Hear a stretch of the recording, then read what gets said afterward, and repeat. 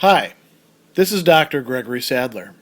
I'm a professor of philosophy and the president and founder of an educational consulting company called Reason.io, where we put philosophy into practice. I've studied and taught philosophy for over 20 years, and I find that many people run into difficulties reading classic philosophical texts. Sometimes it's the way things are said or how the text is structured, but the concepts themselves are not always that complicated, and that's where I come in. To help students and lifelong learners, I've been producing longer lecture videos and posting them to YouTube. Many viewers say they find them useful. What you're currently watching is part of a new series of shorter videos, each of them focused on one core concept from an important philosophical text. I hope you find it useful as well. In his essay on affectionate relationships, Michel de Montaigne is going to spend a good bit of time talking about sexual relationships, where that is essentially the basis of the affection that one person in the relationship feels towards the other. And a little bit earlier in the work, he mentions these four ancient species of affection: the natural, the social, the hospitable, and the erotic. And there, the term in French is actually a little bit more straightforward. It's referring to Venus, so it's about sexual congress and intercourse and desire, right? So he's going to tell us that you cannot compare with genuine friendship the passion or affection, the affection, that men feel towards women, even though it's, he says, born of our own choice. And now that's a little bit of a strange thing to say right there, because we typically associate erotic desire not with our own choice. It's something that happens to us, and we have relatively little freedom in it. But, you might say, well, you decide what you're going to do with it, and you direct your affections either towards the person or not. So perhaps that's what he's after. But he wants to say that it's different than the affection that's felt in friendship. And why is that the case? So he uses the metaphor of flames or fire, feu, right?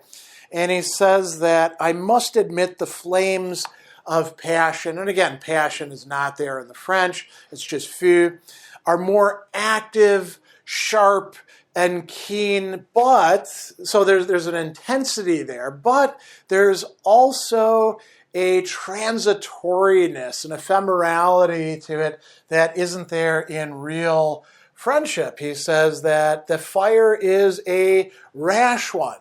It is fickle, fluctuating, and variable, a feverish fire subject to attacks and relapses, which only gets a hold of a corner of us. Isn't that an interesting way to put it? When we're feeling it, of course, we feel as if our entire being is under the thrall of sexual desire and love, but it's only actually getting a little portion of it.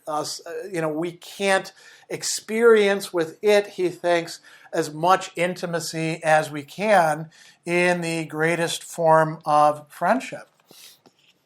A little bit later, he's going to say that sexual love, amour in this case, is it's translated mad craving, right? Désir is craving, forcené, insane, driving us, right? For what? For what flees from us? And he actually brings up a Italian set of verses, like the hunter who chases the hare through heat and cold over hill and dale. Once he's bagged it, he thinks nothing of it. Only while it flees away does he pound after it. Now, is this an adequate depiction of sexual desire, of, perhaps both people feeling it? No, not really. But it does capture a lot of relationships, and presumably many that Montaigne, or his friend who he talks about as having had many like that, has experienced himself and talks about in some of the other essays. So it is something that he leads now to, it's something that is temporary. It is not going to stand the test of time. Why not?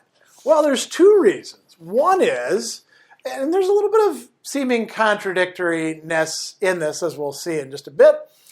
If it moves into friendship, genuine friendship with the other person, the lover, well, then he says where wills work together, it languishes and grows faint. So if you're enamored of somebody, you're having sex with them, you spend a lot of time with them, you become friends, and now you're no longer lovers in the same degree, let's say. You can still, have sex with each other, but it becomes a friendly form of it rather than erotic, that of actual lovers.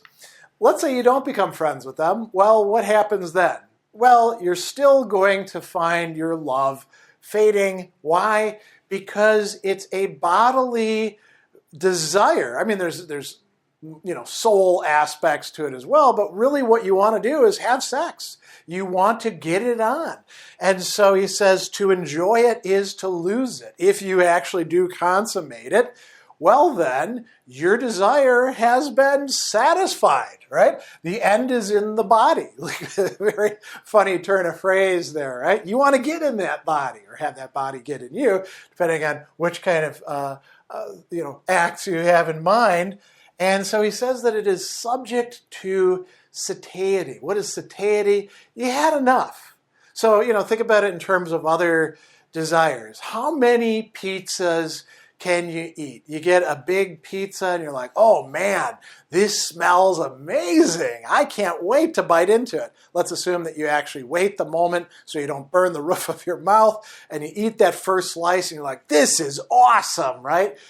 By the time that you get to the eighth slice of the pizza, you're probably, not enjoying it to the same degree. And after you've eaten the whole pizza, if you're, inclined that way, some people only eat half a pizza or a quarter of a pizza, you've had enough. If somebody else comes to you and they're like, all right, that was pizza number one, now let's have pizza number two, you're going to be like, I just had pizza, man. Maybe I got a little bit of room for dessert or a coffee, but I don't want a whole nother pizza. Well, it can be the same way with sexuality. I mean, some people have a very high sexual appetite. They can be like, all right, that was a good appetizer. Now let's do it again, right? But even they're going to get to some point where they're like, hey, we've done it 6 times. I think I need a little bit of rest. That's quite enough for now. And most people will find that, their perception of the other person changes after they're actually satisfied. So that's sexual desire and engagement per se. Then he talks about marriage. And he has some really funny stuff to say here about marriage. He says that it's a bargain or a deal, a marché, where only the entrance is free, right? You can freely enter into a marriage, but once you enter into it, you are in it. And that's that. You can get divorced, you can get it annulled, of course, they can die, but you're kind of stuck with it. And he goes on and he says, its duration being fettered and constrained, depending on things outside our will. The other person is outside our will, but there's all sorts of other things too. Once you've decided that you're going to become part of a household with each other. And he says, it's a bargain struck for other purposes, other ends, other goals, right? Within it, you will have to unsnarl hundreds of extraneous tangled ends, meaning there's like a knot that you've got. That's what a marriage is. And within it, you have to untangle all these things. And he says that's enough to break the thread of a living passion and to trouble its course, right? So marriage, you could say, if we want to be kind of joking about this, it's kind of where sexual desire goes to eventually die. Maybe not in every case, but very often. And you're probably not going to get a friendship out of it either, right? He says that women are in truth not normally capable of responding to such familiarity and mutual confidence as sustain that holy bond of friendship nor do their souls seem firm enough to withstand the clasp of a knot so lasting and tightly drawn. And it's kind of a strange remark on his part, right? And it gets a little bit stranger going forward because he's going to tell us that if it were possible to fashion such a relationship, willing and free, in which not only the souls had this full enjoyment, but in which the bodies too shared in this union, where the whole human being was involved. So this is a big if, right? He says, it's certain that the loving friendship would be more full and more abundant, the amitié.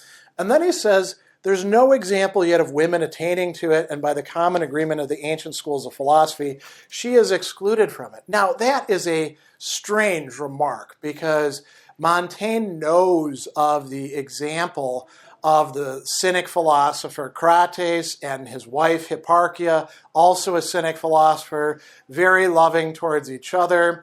Maybe they're considered too far of an outlier, but Aristotle himself also talks in the Nicomachean Ethics in Book 8 about the possibility of a husband and wife who are together in a relationship which is a friendship of utility or advantage and pleasure. If they're both virtuous, they could actually have the highest form of friendship. He holds that out as a possibility. So you're like, well, what's going on here, Montaigne? Are you really committed to this view? And so perhaps we want to put that aside because we can think of cases that seem to have been like that.